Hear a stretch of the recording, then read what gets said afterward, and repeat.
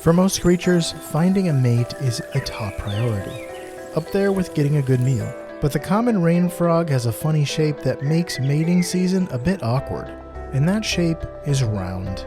How can a pair of balloons come together to make smaller balloons? How can you hold your loved ones tight when you've got tiny little arms? Sometimes sticking together is the best strategy in life, death, and taxonomy.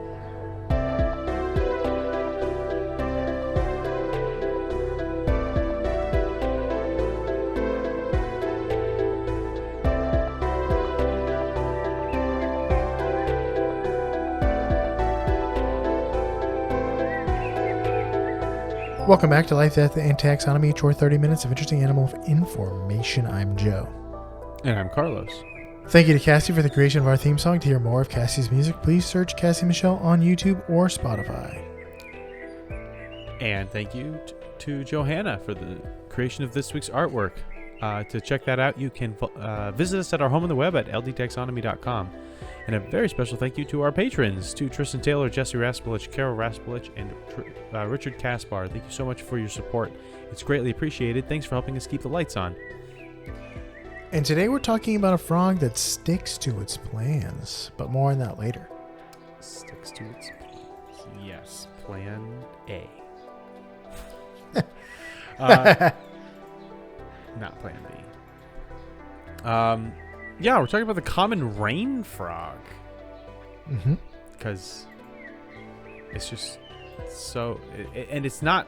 I mean, it deals with the rainy season and stuff, but this is just not... Its behavior and its look is just not what I would call a rain frog. It's not wet enough. You have to be wetter to be a rain frog, in my opinion. If you don't know what this guy looks like, you have seen him before. He is an internet famous frog. Really? I had not seen him before. This grumpy little... Yeah. Koosh ball. Angry stress ball is what I wrote down here. But it's called the common rain frog, but it's also known as the Bushveld rain frog, which I imagine is Afrikaans. Sounds Dutch. And but we're gonna call it here Toto Baggins because it's sticky. And what is it? But let's taxonomize this before we get any further. It's in the kingdom you know, love, and are in. That kingdom is Animalia. Phylum, Chordata. Class, Amphibia. It's a frog. And since it's a frog, a true frog, that order is Anura. That's Plan A. A for Anura. The family is Brevicipidae. The genus is Breviceps, and the species is Adspersus. Adspersus, I think is good. Mm-hmm. So the binomial nomenclature is Breviceps adspersus. That sounds like a Sean Connery thing, like adspersus. But since we're in the business of naming things, it's time for my favorite part of the show, and because you chose another frog, nitty-gritty nomenclature. Because we already know a group of frogs is called an army. So we're going with the nitty-gritty nomenclature. What does the binomial nomenclature mean in English? What does Breviceps adspersus mean in English? Does it mean, Joe, A, scattered short head, B, rubber mouth spear, C, repeating small nerves, or D, stout-legged sand dweller?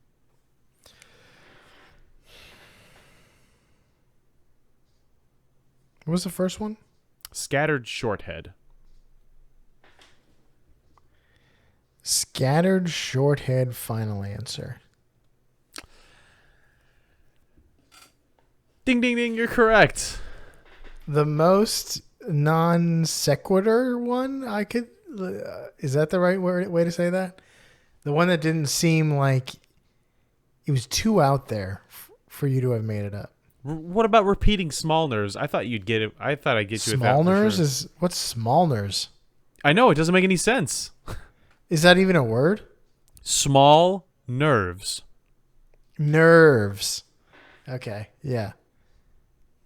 Like No. I didn't know if you would like with breviceps think of like cordyceps. So like maybe like a nervous system thing, and I thought nothing at all. brev obviously means short, so small, something like that. And then but yeah, really it means seps is actually head. So breviceps means a short head, and then adspersus means scattered. A scattered short head. Good on ya. I mean, I don't know if scattered is what I would describe it as, but definitely short head. Maybe it's like doesn't think really clearly. It's very scatterbrained. It just seems like it's got a one-track mind. From what I can tell. Let's talk about what this guy looks like. This is like we mentioned, it's an angry stress ball. It's got a round ball-like body, so just like a sphere with a face on it. It has thick, short, stumpy legs, mottled brown patterns on its back, and these large outward-facing eyes that stick up and out the top of its head. So like other frogs have this as well, but if you're thinking of just a classic frog, you're probably thinking of a frog that has eyes that are more set inside of the skull. This is not the case. It is like sitting on top of its head, and they're looking in opposite directions, and they have that classic slit pupil with yellowish eyes, and it has decisive and very disappointed frown that just makes this a permanent curmudgeon. And Grammarly taught me how to spell curmudgeon today,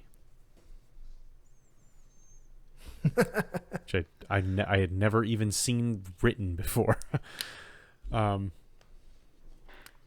So yeah, I mean, there really isn't that much else to say about what it looks like. If you're picturing a balloon with an angry frog face and eyeballs sticking on top of it, and just a couple stumpy legs sticking out, you've got it. As long as you remember that it's frowning like Grumpy Cat. I guess that's why it's internet famous. Anything in the animal kingdom that frowns instantly becomes internet famous. Did I ever mention that I once worked at the Minnesota State Fair when Grumpy Cat had sold out the stadium? Lincoln Park didn't sell out the stadium the next day, but Grumpy Cat did. Why? What could it do? I have no idea what happened at that show because I was working the whole time, and it was but I could hear the cheers and stuff, and we all just sat around like, what is happening? What is happening? Marketing to children is a powerful thing. You wouldn't think so, but it is. Maybe a little unethical, but it's powerful. Can you imagine what that cat did? It did nothing, is what it did. You think they just got like 15,000 people into this stadium and brought the cat out onto like a table, and it just fell asleep like or something? I saw there's like an interview with it, and it breathes really funny because it's all messed up. Well, it's dead now, I'm pretty sure. Yeah, I think it died. But it was all messed up genetically and couldn't breathe really well. So it was really funny to have this like abomination, wretched creature on a couch during an interview, just like heavy breathing. This homunculus asking you to kill it. Do you want to know how big it is? Yeah. Okay.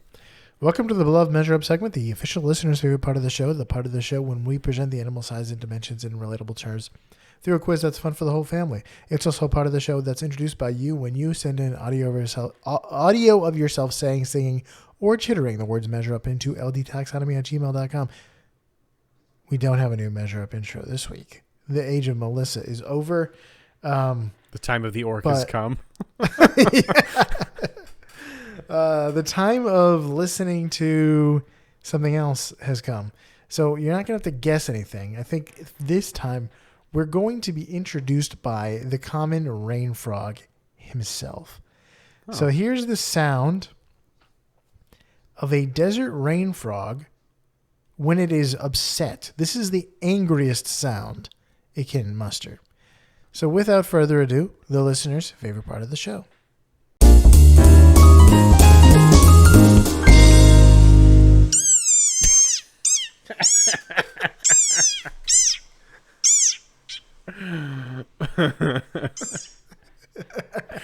That's why this video is why it's internet famous. I'm pretty sure. Oh, I see. This is like my little Toyota Yaris. When I honk, if I ever honk its horn, it's like meep. Like it's such a pathetic horn, and with all of the grump that this frog can muster, and that's the sound it makes. Yeah. That's hilarious. It looks and sounds like a chew toy. Well, thank you to the common rain frog for setting in that measure up. I'm sure it knew about it. And it was aware. Sure, one of them is. That it would be a viral sensation. Let's talk length. They're between 1.5 to 2.25 inches long, or 3 to 6 centimeters. How many rain frogs go into the length of Beelzebufo? Beelzebufo. Demon frog. Here's a hint. Beelzebufo is perhaps the largest frog to ever exist, and is also called the devil frog for its horn-like eye ridges. Isn't Beelzebul not the devil? Isn't it like a demon? The name of a demon, or like a Molech, like a god, a Canaanite god or something like that? A Molech ball. No, Molech. It's the child sacrificing. Oh wait, yeah, Molech. Or see, what you just said sounded like it came from the Elder Scrolls Oblivion. So. I did say Molech ball is a Dremora or whatever. Yeah, it is. But there's also Baal. There's Molech and there's Baal, and I don't know. I'm not well versed on my Eldritch Canaanite ancient child sacrificing deities, but I think there's some truth in that. Don't quote me. This particular frog is extinct, but it might have been the biggest ever. Oh, it's extinct. So wow, that changes things. So I was like, oh, the biggest frog that somebody took a Instagram picture of, it's probably like not super big, but now it's like, oh, we're talking about megafauna. She was great in Transformers. Was she? Well, as much as anyone was great in Transformers.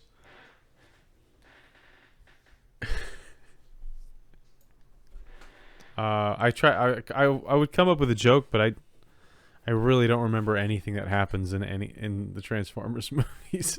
I was gonna say my favorite character was darn it, I don't the Cube. Yeah, my favorite character was the MacGuffin.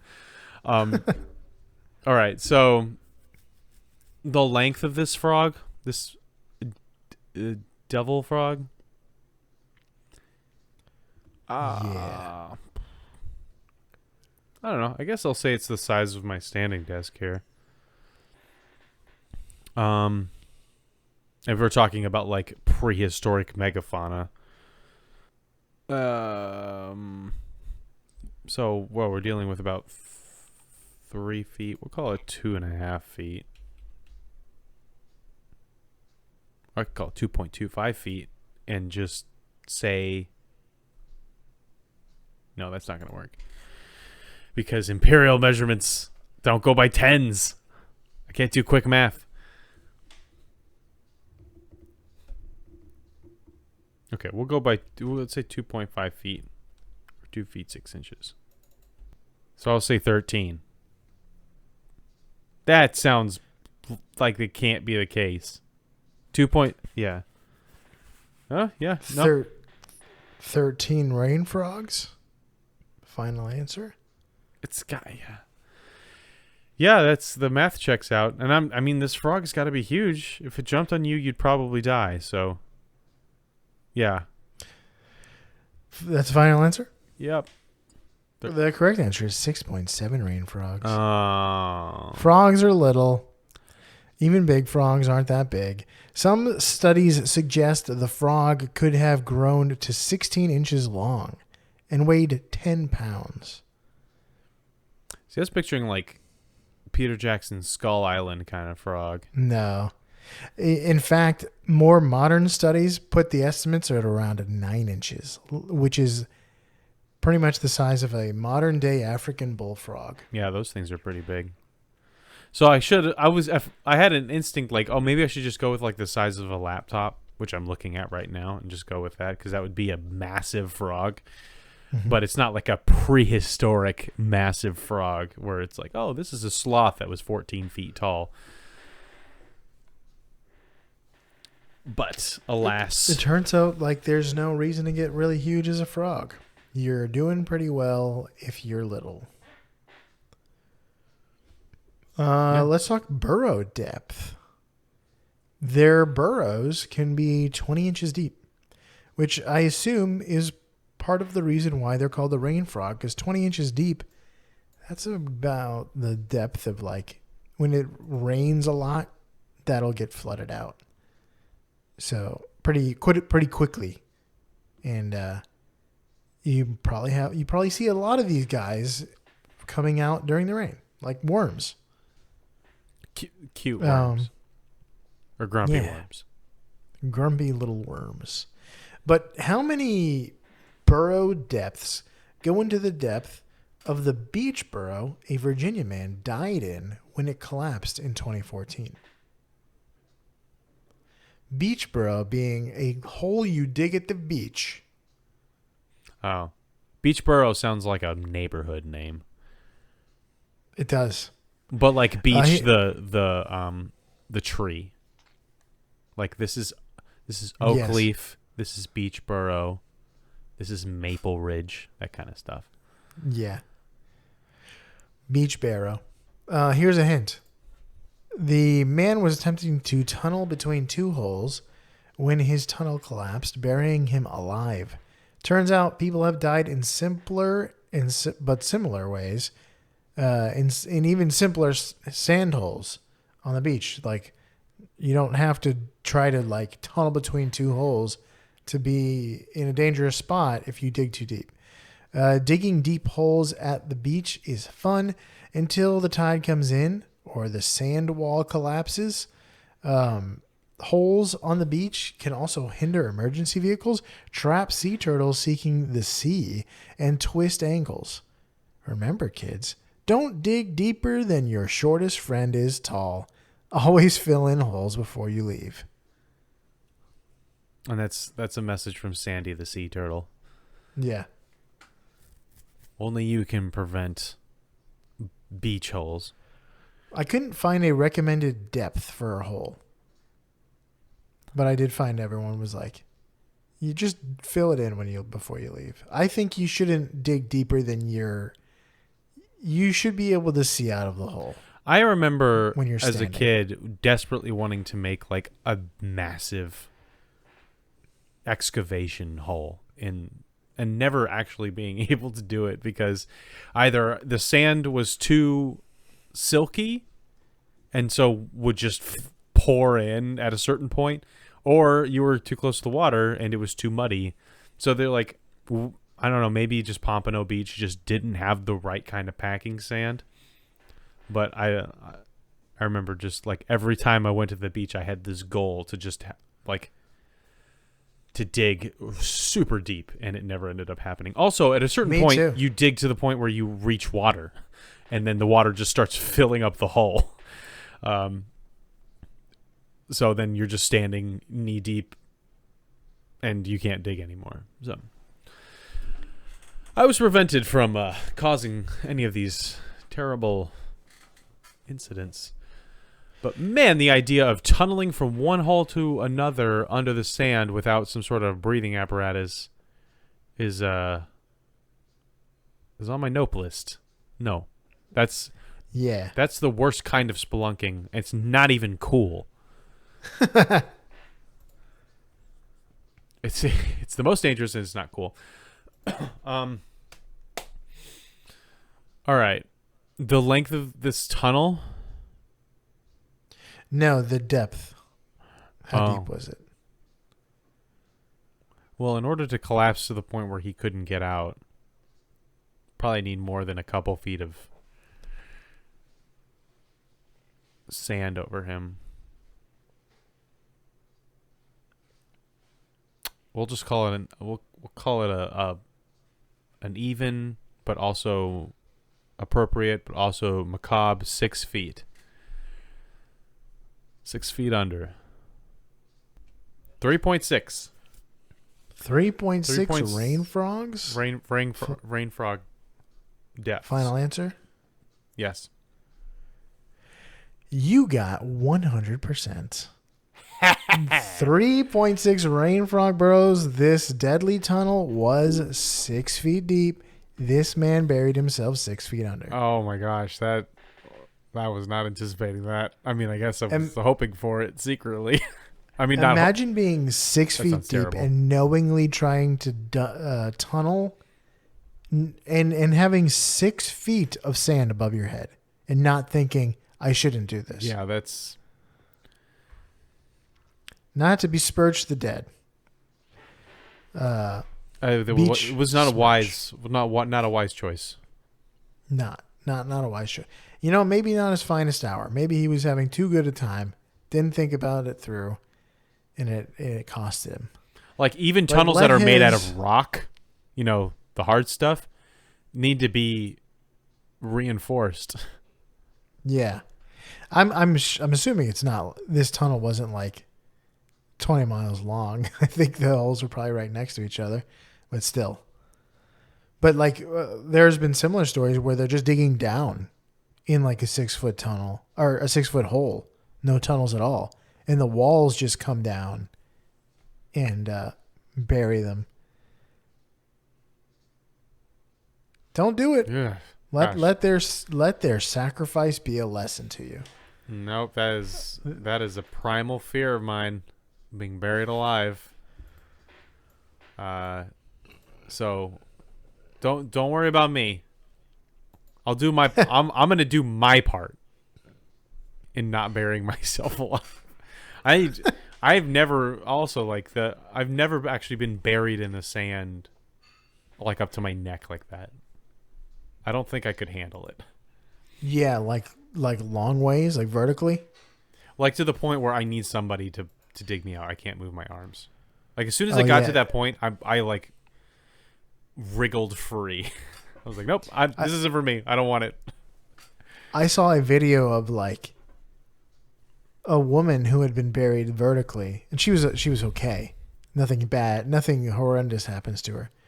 But like there gets to be a point where like they're all laughing and having a great time, and she's laughing, and then she's getting a little like annoyed, and then she starts to panic because she can't move and she can't get herself out. So like just the claustrophobia of it, like she's freaking out, and they're still like, you know, she's struggling. Let's have some Schadenfreude. And she's like, no, get me out now. And she's like crying. It's like, no, yeah. I mean, this is a low stakes scenario because there's a ton of people around to help her. And like, it looks horrifying. Yeah, just not being able to move, not being able to leave when you want to. That's what matters. I would feel claustrophobic in a like a basketball gymnasium if I knew I couldn't leave Like if I knew it was like shuttered shut. It doesn't. It's not the size of it, and I would feel fine in a cardboard box. Like a 6-foot cardboard box, I'd be fine in because I know I can punch my way out. But like, it's all about, can I leave if I really, really wanted to? Yeah. What about the Earth? You can't leave the Earth. That's true, but I'm not enclosed in the Earth. I'm stuck to it. So the wide open sky is a comforting blue. Sure, that sounds like a song lyric. Do you have any fast facts before we get into the major fact? I do. So the rain frog lives in, or the common rain frog at least, lives in southern Africa, mostly outside of the Kalahari Desert, which is the desert located down there. The countries include Botswana, Zimbabwe, Zambia. I wrote Sambia. I must have been thinking of sand. I don't Mozambique, Angola, Namibia, South Africa. Sand Africa. Sand Africa, yeah. A Mason can identify Mozambique on a map now. Wow. Because we read a book to him about animals from Mozambique. So yeah, they live in the forests and open grasslands of southern Africa, but not in the desert part. They have short, stubby legs, so they don't hop as much as they walk and crawl around. They spend most of their time 20 inches underground in their burrows, and if they're threatened, they'll just inflate like a pufferfish and lodge themselves in the burrows, so they're more difficult to remove. And when they hunt, they'll actually scoop up. I didn't mention their diet. They eat insects and termites, caterpillars, things that come into their burrow and around them. But to hunt them, they'll actually scoop them up and bop them on the head, bop those critters on the head, like Macy mice, like little bunny frou frou. Little bunny frou frou is like shops at designer stores. But yeah, they do this thing called dapping. No, not dabbing, you disgusting millennials. Dapping. What about dapping like a fist bump? Kind of. It's punching something. It is like it's when it's a hunting technique where where an animal will stun its prey by hitting it, and then will eat at its leisure. Rather than just trying to catch it with its tongue, it'll hit it first. Which is weird because its tongue it's got a frog's tongue. It's fast. Probably faster than its hands and stuff. But when you're in the tunnels, it's a little different. I would know. It also skips the tadpole stage. So most frogs lay their eggs either in water or just above water, so that when the eggs hatch, purely aquatic tadpoles will come out, swim around, and then grow legs, and the metamorphosis of frog life begins. And then they leave the water when they become froglets. But these guys hatch as froglets because they do not hatch in the water.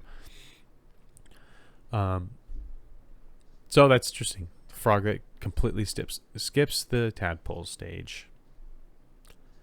Straight to Poliwrath. Or Poliwhirl. None of this Poliwag nonsense. Stats are terrible. And that's all I got.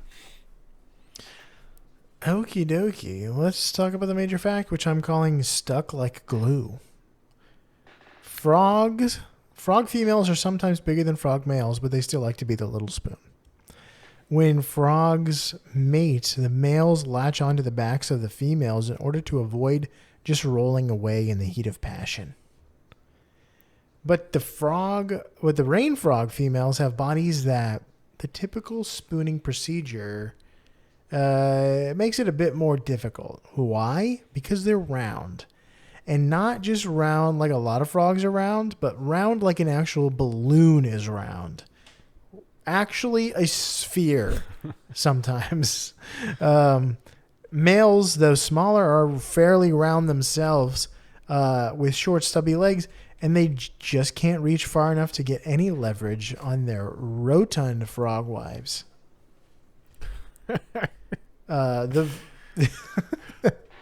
The short, stubby legs also makes their dapping even weirder. Like they don't even have a good pair of legs to punch anything compared to other frogs. Yeah. So anyway, instead they adhere to a different principle during copulation. They glue themselves together. The pair both excrete glue.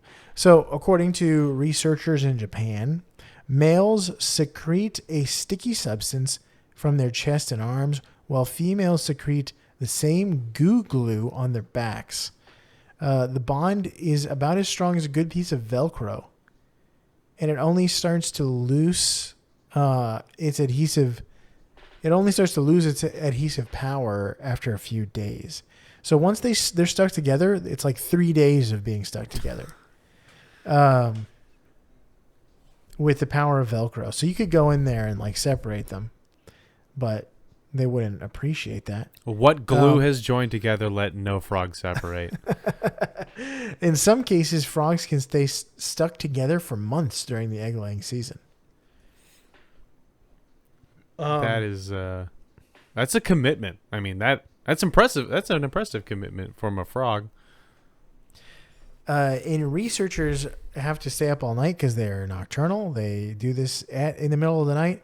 Researchers found in some cases, males will glue themselves to other non-rain frog frogs. Like they get confused, I guess, and glue themselves to a random other frog. And it doesn't, I don't think it works out for them. But they're stuck for 3 days to another frog, which is funny to me. Glued, where's That's my got to be frog? a massive disappointment if you're just hopping around and somebody glues themselves to you, and now you're and they're like, "Oh, my mistake, didn't mean to," and then great, now we're like this for 3 days. Great. So where do you live? Were you having breakfast tomorrow? What are we having? Huh? And I'm pretty sure that male frogs are passive in the locomotion department during this situation, considering their size difference. So they're not going to help with much of anything once they're back there. You're just walking around and like some guy just Velcros himself as a some little guy Velcros himself as a backpack to you. And you're just Luke and Yoda for the next three days, potentially a month. The Japanese researcher, joked that if there was a human application for this adhesive, it could be for sticky notes for tasks that need to be done within 3 days. It's a sticky note that only lasts for 3 days. That's a specific use case if I've ever seen one. Yes. Like, I want to stick this to the refrigerator, but not all week. It's Monday. I was going to say Monday, Thursday. Yeah, it's Thursday, and I'm trying to know when I need to say he is risen. So let me just stick this to the refrigerator. I want to stick this sticky note to the refrigerator, but I want it on the floor by Wednesday. Yeah, it's not even a great sticky note because when the time is up, the sticky note removes itself. So you no longer are reminded. Yeah, so it's like if your least favorite thing on earth is removing sticky notes that you've put up, you have no problem putting them up, but removing them? Yeah. forget about it. This is definitely the adhesive material for you. Like, it's for tasks that no longer matter after 3 days. So you put a little trash can underneath your sticky note board, and then it's just like it like archives itself. It's like a Monday.com board that archives after a certain amount of time. Hey, you gotta keep your workspace clean. And It's true. And this one keeps itself clean with frog glue. But that's all I got. All right, that was the common rain frog. Yet another frog. We love frogs here in Life, Death, and Taxonomy. They're little weirdos. In fact, when we first built the website, our banner was a frog with a butterfly in its nose. Very cute. If you are not driving, look up a picture of this guy. It looks so funny. Yeah, I'm looking at lots of pictures of this guy, and it's really like if a balloon pufferfish became a frog. Was disappointed in you. It is perpetually disappointed. For you out there in Podcastia, lodge yourself in your tunnels, dap some slimy and satisfying bugs, and stick to your spouse through thick and thin, like the rain frog here in Life, Death, and Taxonomy.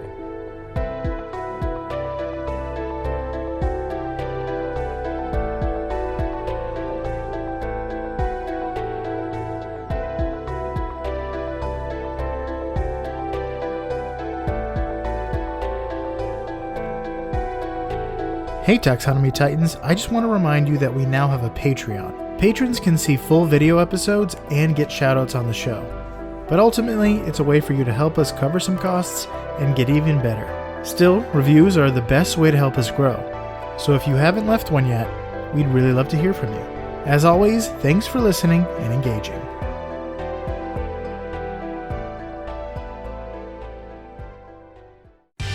Life, Death, and Taxonomy is my favorite in the world podcast. That was some, the end was good advice. The beginning was kind of the exact advice we said Not to do. to do in the sand part. Don't lodge yourself in any tunnels.